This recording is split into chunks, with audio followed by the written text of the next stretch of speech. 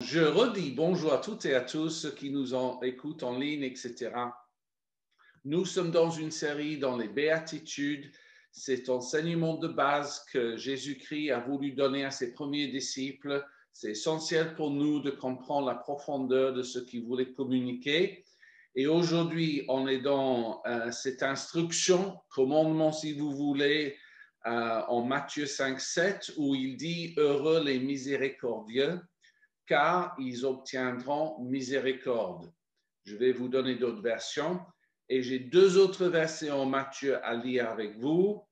Et puis, finalement, en Hébreux 2, 17. Donc, j'ai les quatre.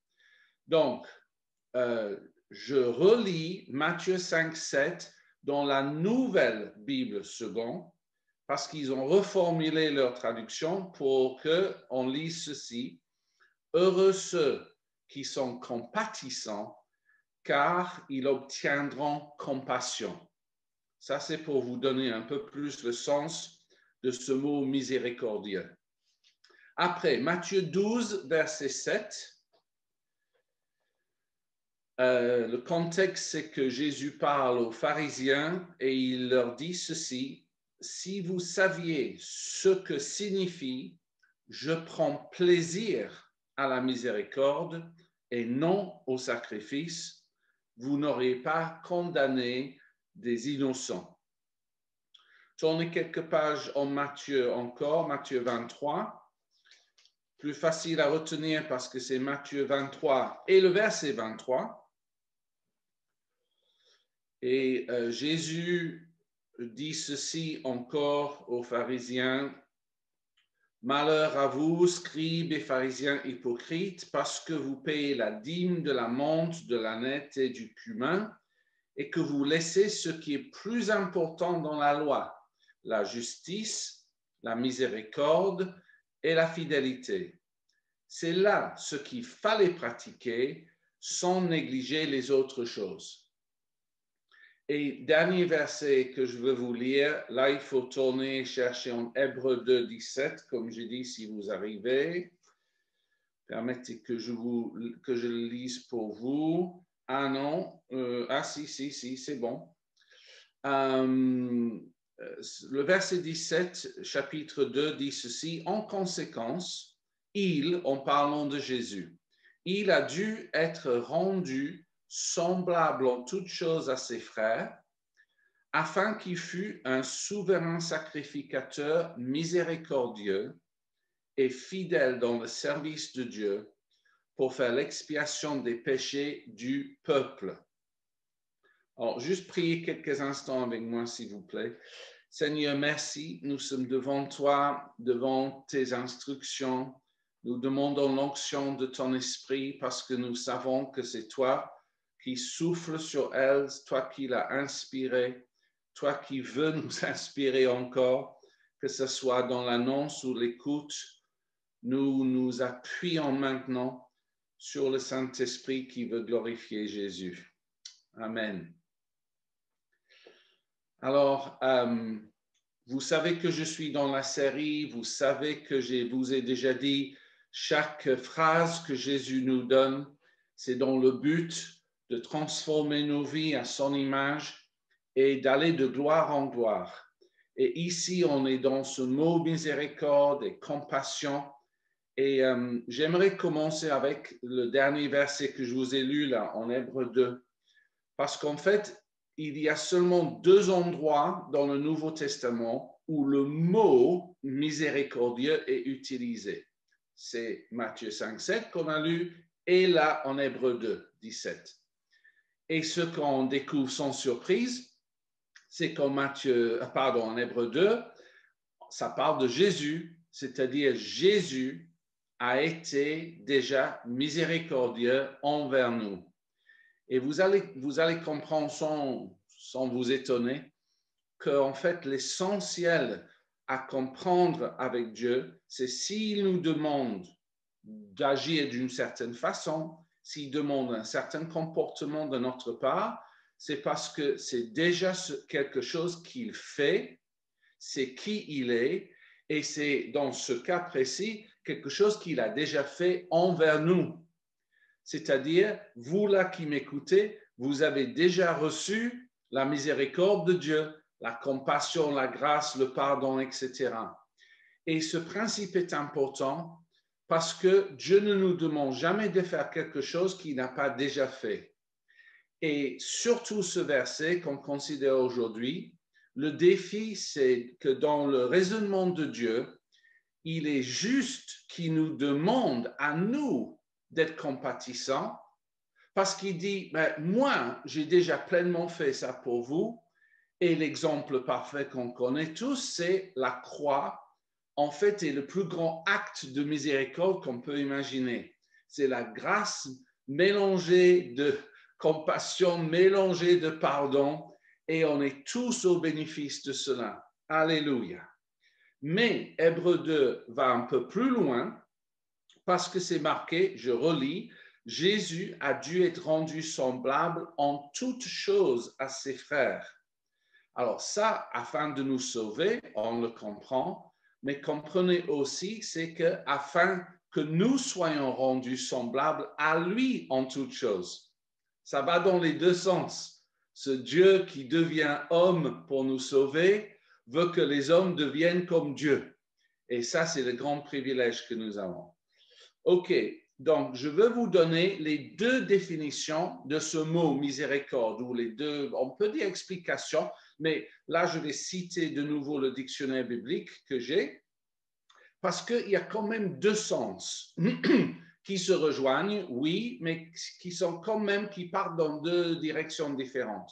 Le premier sens ou définition de ce mot, c'est un peu ce que Hugo disait tout à l'heure, c'est avoir une sensibilité au malheur d'autrui, être touché par leurs difficultés. Ça, c'est un sens. L'autre sens, c'est ressentir une compassion par laquelle on pardonne aux coupables. Ça, c'est la croix par excellence. Jésus avait une telle compassion qu'il a fait tout ce qu'il fallait pour que nous soyons pardonnés, d'abord par lui, évidemment. Et c'est sans surprise encore que je vous dis que malheureusement, le contraire est vrai, c'est-à-dire que le manque de compassion, le manque de miséricorde était, je vais vous dire, le plus grand défaut des pharisiens et des scribes avec les versets que je vous ai lus, par exemple, si vous retournez en Matthieu 12. Et ça parce que Jésus leur a dit, écoutez, dans l'Ancien Testament, il est écrit par Osée, Dieu prend plaisir à la miséricorde et non au sacrifice. Le contexte, c'était que les disciples de Jésus mangeaient des épis, mais c'était le sabbat. Donc, les pharisiens disaient, ils travaillent. De même, quand Jésus guérissait ou faisait tout autre miracle le sabbat, l'essentiel pour les pharisiens était de dire, vous transgressez la loi, au lieu de dire, vous avez aidé quelqu'un qui était vraiment dans le besoin, et ils ont perdu de vue la compassion et la miséricorde de Dieu. Et donc, avec leur exemple, j'espère que vous voyez l'importance, parce que nous pouvons être étonnés, n'est-ce pas, qu'un pharisien puisse être témoin d'un miracle, mais s'emporter avec une telle violence que parce que c'est le sabbat, il décide de vouloir tuer Jésus. Et on se dit, mais comment est-ce que quelqu'un peut être aussi aveugle? La réponse, honnêtement, c'est que la personne a mis de côté le principe de la miséricorde. Alors, juste pour vous donner un exemple beaucoup plus léger, juste de ma propre vie, je vous donne un contexte familial que je vis de temps en temps. Beaucoup d'entre vous qui m'écoutez directement là, vous connaissez mon petit-fils Élie. Et si vous m'avez vu avec lui, vous savez que c'est un garçon adorable. J'ai un énorme amour pour lui. Il me bénit, on rigole ensemble, pas de problème. Mais comme tous les garçons de son âge, bah, vous imaginez aussi, il est capable de faire des bêtises. Donc, parfois, ça m'arrive d'être un peu frustré par je ne sais quoi et de dire à Lynn, ah, pourquoi Ellie a fait ça? Et vous savez ce qu'elle me répond? Tout simplement, il a 3 ans. C'est tout ce qu'elle me dit. Elle ne cherche pas à justifier plus que ça. Il a 3 ans. Et là, je dois ajuster ma pensée. C'est ça le principe que le pasteur lui-même doit comprendre. Je dois prendre en compte son âge et faire le choix d'être miséricordieux. Sinon, en fait, je perds de vue ce qui est le plus important aux yeux de Dieu et ce qui est important pour le bien-être d'Élie. Et donc, en pensant à lui, j'ai écrit ceci. Si je suis centré sur moi-même, je dis que son comportement me dérange. Mais si je suis centré sur lui, je fais grâce. Et c'est ça que Dieu nous demande tous, d'avoir cette capacité de choisir la grâce, la compassion, la miséricorde envers quelqu'un parce que je suis focalisé sur la personne. Alléluia pour ça. Donc, je vous ai lu aussi en Matthieu 23, 23 que Jésus disait aux pharisiens, écoutez, vous devez comprendre ceci. Vous êtes pointilleux sur les détails de la loi. OK, il ne fallait pas les négliger, mais vous passez à côté de l'essentiel. Et là, on va juste méditer un peu ce que Jésus dit. Parce qu'il dit en fait que dans la loi de Moïse, il y avait 3 éléments essentiels que Jésus voulait que les pharisiens et nous qu'on comprenne. Et il dit dans la version que je vous ai lue, justice, miséricorde et fidélité. Alors, dans les versions plus modernes, c'est marqué justice, compassion et foi. Mais je vous invite juste à méditer dans ce sens. Jésus dit, toute la loi de Moïse se résume par ces 3 choses que Dieu veut voir dans nos vies. Une recherche de justice ou un comportement juste, si vous voulez. Une compassion miséricordieuse, voilà, vous avez compris. Et la foi. Et je vais lire un autre verset qui m'interpelle depuis longtemps. Je vous donne la référence après, c'est le prophète Michée, parce que les gens venaient devant on va dire, les docteurs de la loi de l'époque et posaient cette question. Qu'est-ce que nous devons faire pour plaire à Dieu? Qu'est-ce que Dieu cherche? Quel comportement est-ce qu'il veut? Quel est l'essentiel que Dieu veut voir dans la vie d'un homme et d'une femme, évidemment? Et Michée donne la réponse. C'est quand même intéressant de savoir quelles sont les choses que Dieu estime sont les plus importantes. Je cite et après je vous donne la référence. On t'a fait connaître, ô homme, ce qui est bien et ce que l'Éternel demande de toi. C'est que tu pratiques la justice, que tu aimes la miséricorde et que tu marches humblement avec ton Dieu. Alléluia. Michée 6, 8. On dirait qu'on est directement dans les béatitudes. Qu'est-ce que Dieu veut que tu fasses dans ta vie, toi qui m'écoutes? Que tu fais ce qui est juste à ses yeux, que tu sois compatissant et que tu marches avec humilité avec ton Dieu. Voilà, on a résumé le message biblique. Alléluia. Donc, maintenant la question, du moins pour moi, se pose, c'est de savoir pourquoi donc la miséricorde ou cette grâce compatissante, pourquoi c'est tellement important pour Dieu? Pourquoi il attache une si grande importance? Et en fait, moi, je pense que la réponse est la suivante. c'est parce que, en fait, c'est au cœur de qui il est. Alors, je vais faire référence à quelque chose que j'ai mentionné il y a plusieurs années à l'Église. Je ne vais pas entrer dans tous les détails pour autant, mais la Bible fait une comparaison entre quelque chose de l'Ancien Testament qui s'appelait l'Arche de l'Alliance, qui était, on va dire, le siège de la présence de Dieu, qui était dans le tabernacle ou le temple et qui représentait réellement le lieu de la présence de Dieu sur terre. L'arche de l'Alliance était là où la présence de Dieu était tangible et il se tenait là. Et on va voir le lien avec Jésus en Jean 20 dans quelques instants, mais juste le détail essentiel.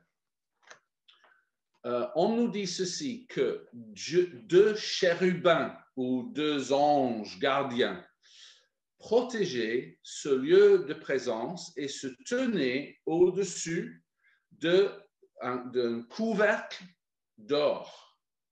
Et en français, on a trouvé un nom bien théologique pour décrire ce couvercle et on l'appelle le propitiatoire. Waouh! J'ai réussi à le dire. Mais en anglais, c'est pas ce mot-là. Alors, pour tous les anglophones, préparez-vous. Je vais vous dire comment nous, les Anglais, on appelle ce couvercle sur l'Arche de l'Alliance. The mercy seat, qui est littéralement le siège de la miséricorde. Ça, c'est le nom anglais dans la Bible anglaise. Le siège de la miséricorde. Et ça veut dire qu'au cœur de la présence de Dieu pendant des siècles avant Jésus, au cœur même de sa présence se situe une expression de grâce, de pardon, de miséricorde, de compassion. C'est qui il est. Si on pouvait voir son image, on verra ces qualités de Dieu qui se trouvait là dans le lieu très saint. Alors, si nous allons, et permettez pour aller plus vite que je lise, mais je vous donne la référence qui est Jean 20 et le verset 12, on voit la réalisation ou l'accomplissement de cela dans le Nouveau Testament. Parce que là, nous sommes dans le contexte où c'est après la résurrection de Jésus-Christ. Vous avez la femme qui s'appelle Marie qui regarde dans le tombeau vide et je cite ce qui est marqué. Elle vit deux anges vêtus de blanc, assis à la place où avait été couché le corps de Jésus, l'un à la tête et l'autre aux pieds. Donc, je vous rappelle que sur l'Arche de l'Alliance, il y avait deux anges, l'un à la tête, l'autre aux pieds. Et c'est fait de façon délibérée pour qu'on comprenne ceci. Jésus-Christ lui-même, il est le siège de la miséricorde. D'ailleurs, si vous voulez étudier ce que je dis en profondeur, allez après regarder en Romains 3, 25, parce que c'est marqué clairement que Jésus est notre propitiatoire. Et donc, ce que j'essaie de vous dire, c'est que l'œuvre de Christ à la croix et la résurrection de Christ a libéré la miséricorde de Dieu envers nous, a libéré la grâce, a libéré le pardon, est une expression de la compassion de Dieu. Et maintenant, ce n'est plus un couvercle. Maintenant, c'est une personne. C'est Jésus lui-même qui est rempli de cette qualité qu'il veut voir dans nos vies. Et vous voyez bien pourquoi il le veut. Et ce principe est tellement important pour Jésus qu'il a donné 3 paraboles ou commandements en lien avec ce que je viens de dire, mais qui contiennent, oui, à la fin, comme un avertissement assez grave ou une mise en garde. Et je vais terminer avec ces 3 choses. Je vais donner le contexte Et c'est pour souligner pourquoi c'est tellement important aux yeux de Dieu que nous entrions dans cette dimension de compassion, de grâce envers les autres. Tellement important. Alors, la première chose, je commence avec ce qui est le plus connu. Je vais citer Matthieu 6, 15. C'est à la fin de la prière qu'on appelle le Notre Père.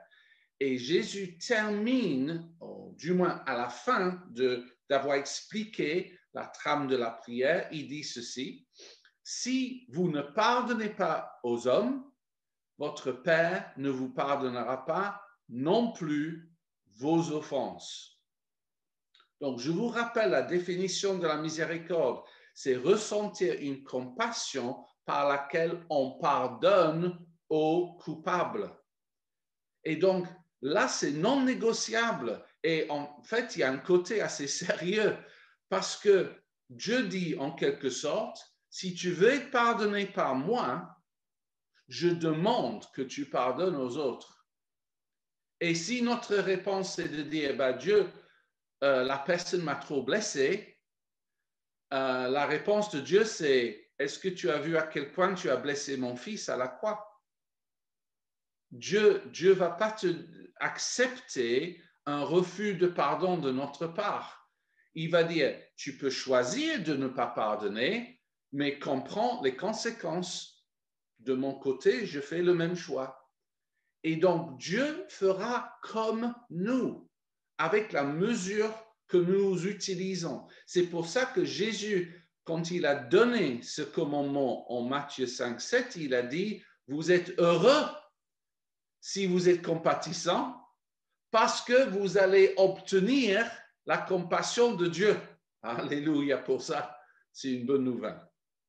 Alors, je veux juste ajouter, quand Dieu nous demande de pardonner, ce n'est pas limité aux fautes graves. OK? Juste pour être clair. Ça veut dire les bêtises qu'on peut faire. Ça veut dire les manquements et les erreurs. Ça veut dire même les choses frustrantes que quelqu'un peut faire. Et je sais que tout le monde qui m'écoute n'est pas marié, mais le principe s'applique à toute bonne relation. C'est que si tu veux la définition d'un bon mariage, c'est où les deux personnes ont appris à se pardonner mutuellement. Tu n'auras jamais deux personnes parfaites, mais tu peux avoir deux personnes remplies de miséricorde. Et ça, c'est une bonne recette pour un bon avenir. Mais dans les relations, c'est pareil. Et quand je pensais à ces choses, je pense que c'est le Saint-Esprit qui m'a rappelé un témoignage concernant ce principe de miséricorde que je veux vous partager, mais pour protéger je ne parle pas du tout de notre Église, je parle en fait des États-Unis. Mais l'homme en question, il était assez connu, donc je préfère ne pas dire son nom. Je vous donne le contexte. Dans les années 80, donc moi j'étais jeune chrétien, il y avait un prédicateur très connu aux États-Unis qui apparaissait souvent à la télévision et qui était suivi par des millions de personnes. Malheureusement, sans détail, il a fait plusieurs fautes graves. Et ça, je ne nie pas du tout. Il les a fait et il a fini carrément en prison, incarcéré aux États-Unis. Alors, triste à dire, mais vous imaginez bien la réaction des gens. Ses ennemis se réjouissaient et tristement, la plupart des chrétiens n'étaient pas gentils avec lui non plus, on va dire ça. Il n'a pas trouvé beaucoup de grâce, malgré le fait que quand il était en prison, sa repentance est sincère selon ceux qui le connaissaient, et lui-même voulait un nouveau départ, mais en fait, il était globalement rejeté, au point où, le jour où il a pu sortir de prison à la fin des années 80, il se demandait même si une seule personne allait venir à sa rencontre. Il ne savait pas. Et en sortant, il a vu une voiture qui était là, qui l'attendait, et un monsieur qui est sorti de la voiture justement pour venir à sa rencontre. Et il a reconnu cet homme. C'était Billy Graham. Billy Graham en français. Et Billy Graham avait reçu de Dieu d'aller lui montrer la grâce et la miséricorde de Dieu, d'oser croire en cet homme et d'oser aller vers lui dans le but de le relever et de le remettre sur ses pieds. Et là, Billy Graham, il a incarné le cœur de Dieu pour ceux qui tombent et qui ont justement besoin de nous pour les relever. Ça m'a toujours touché. Ça fait 40 ans que je suis chrétien. Cette histoire était là tout au début de ma conversion. Alors, le deuxième avertissement de Jésus sur ce point, ça rejoint, enfin, c'est connu de notre assemblée, surtout si vous étiez là il y a 2 ans, parce que quelqu'un parmi nous, Ruth Gombert, elle avait écrit une pièce de théâtre basée sur cette histoire en Matthieu 18. Elle a appelé cela le serviteur inique. Waouh, ça fait peur. Et je ne vais pas de nouveau, si vous ne connaissez pas l'histoire, il faut lire Matthieu 18 après. OK, c'est comme ça. Mais en gros, à la fin de cette histoire, ce serviteur qui a vu annuler une énorme dette de la part du roi sort de la prison et voit un compagnon qui lui doit peu d'argent et refuse de pardonner la toute petite dette de son compagnon. On va raconter ça au roi qui se met en colère et lui dit ceci. Ne devais-tu pas aussi avoir pitié, d'autres versions, compassion, miséricorde, de ton compagnon comme j'ai eu pitié de toi. Je cite la fin de l'histoire.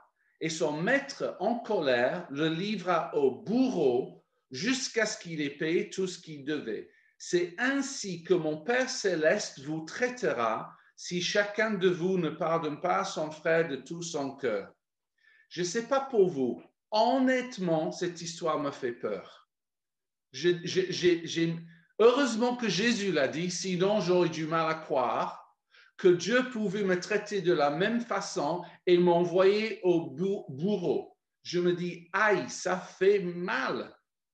Ça veut dire que je suis livré à je ne sais pas quel démon si je refuse d'être miséricordieux et compatissant. Ça me pousse à courir dans l'autre sens et de me dire, c'est important pour Dieu que je pardonne de tout mon cœur tout ce qu'on m'a fait. Et de temps en temps, ce que je découvre dans ma propre vie, c'est qu'il y a des choses qui refont surface et que j'ai besoin de nouveau de dire, ah Seigneur, je fais le choix, je vais pardonner de nouveau de tout mon cœur. Récemment, je ne me rappelle plus le contexte, mais quelqu'un a posé une question et c'était qui est la personne qui t'a fait le plus mal dans ce monde? Je n'ai pas aimé cette question parce que quelque chose est remonté, mais je l'ai réglé devant vous, devant Dieu, vite fait. Et je vous demande de faire pareil parce que c'est le reflet de notre Dieu. Et c'est le cœur de ce qu'il nous demande de faire là. OK, j'arrive à mon troisième et dernier point. Et après, je vais vous expliquer les groupes et le pourquoi de comment on va terminer ensemble. De nouveau, excusez-moi si vous ne connaissez pas très bien l'histoire, mais pour beaucoup, c'est très connu. C'est Luc 10, c'est la parabole du bon samaritain. Alors, je ne vais pas le lire, c'est trop long, ce n'est pas le but, je veux aller à l'essentiel. OK. Donc, en gros, grand résumé, c'est l'histoire de 2 hommes religieux, on peut dire chrétiens si vous voulez, ça fait un peu plus mal, qui n'ont pas aidé cet homme qui s'est fait attaquer par les brigands. Et c'est le Samaritain, qui était censé être un peu son ennemi, ou du moins indifférent, qui a eu compassion et qui est intervenu. Alors, le contexte, c'est qu'un maître de la loi avait posé une question à Jésus, qui est mon voisin, qui est mon prochain? Voici je vais à l'essentiel. Écoutez la fin de la discussion. Jésus demande maintenant au maître de la loi, lequel de ces trois te semble avoir été le prochain de celui qui est tombé au milieu des brigands? Réponse. C'est celui qui a exercé la miséricorde envers lui, répondit le docteur de la loi. Et Jésus lui dit, va, et toi, fais de même. Là, je te pointe du doigt. Vous voyez mon doigt là? Toi, va et fais de même. Toi. Et maintenant, je me pointe, OK? On a compris? Toi, Steve, quand tu vois quelqu'un qui ne te correspond pas du tout, qui n'est pas de ton milieu social, qui est un inconnu, etc., quand tu vois qu'il est vraiment dans le besoin et qu'il a besoin de miséricorde, de grâce, de compassion, toi, Steve, va et fais de même. Parce que on n'est pas juste dans un principe de je pardonne à ceux qui m'ont offensé, on est dans la première définition là de ce que je vous ai donné, avoir une sensibilité au malheur d'autrui. C'est pour ça que je suis vraiment content de ce témoignage de Hugo. Ok, c'est quelqu'un qui connaissait de loin, mais c'est une histoire de compassion. Et je vous dis vraiment, Dieu a préparé une occasion pour chacun d'entre vous dans cette semaine qui vient. Il y a une mise en pratique qui t'attend. Tu vas rencontrer quelqu'un dans une situation où la personne est en détresse et tu as la possibilité d'exercer cette compassion. Et tu vas toucher la personne. Et Hugo a dit juste une phrase. Alors, c'est pas pour contredire Hugo, mais c'est pour dire, je ne le vois pas de la même manière. Hugo a dit, j'ai prié pour lui et rien ne s'est passé. Alors, j'ai compris le sens. Tu veux dire, physiquement, oui. Mais en fait, si quelque chose s'est passé, quelque chose s'est passé. Parce que la compassion agissante est puissante. Et quelque chose s'est passé dans son cœur qui peut avoir un effet sur son corps. Et donc, je prie pour vous avant d'aller plus loin et je déclare que cette grâce compatissante en Dieu se répand sur vous maintenant au nom de Jésus et que cette semaine, il accomplit cette parole et il nous donne à tous, à vous et à moi, cette occasion ou des occasions d'exprimer le cœur de Dieu et ça va faire une différence. Gloire à Dieu pour ça.